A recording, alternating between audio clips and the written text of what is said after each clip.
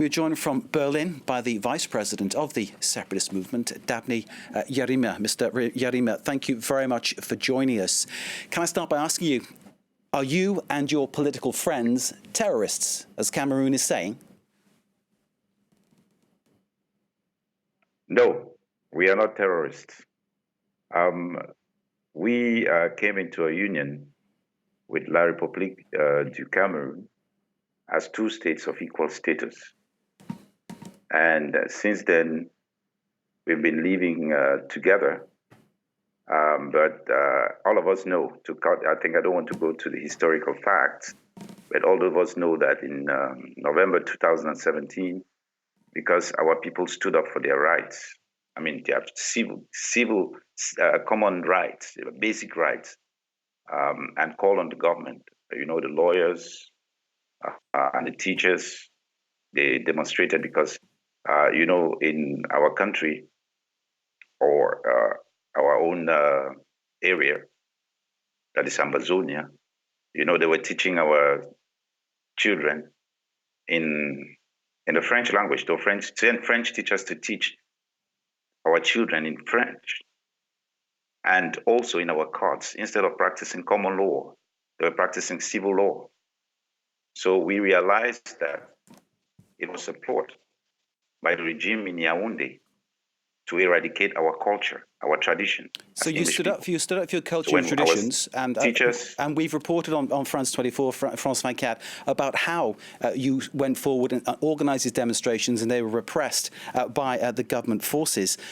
There are many images online, recent images, we're led to believe, of what look like massacres, people being killed. Do you have any idea whether this is actually going on? And if it is, how many people have been killed so far by state troops?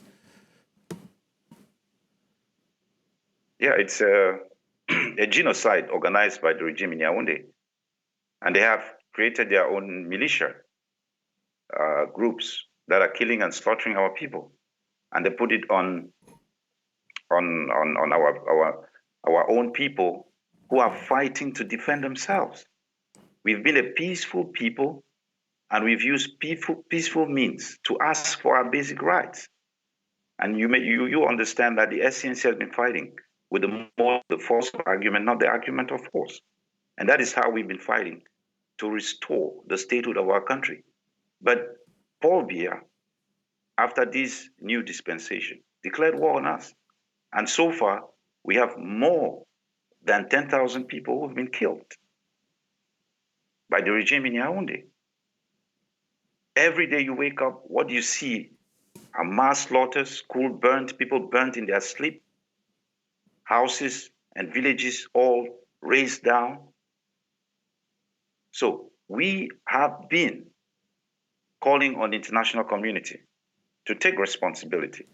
But we have realized that they are encouraging the regime to do what they're doing,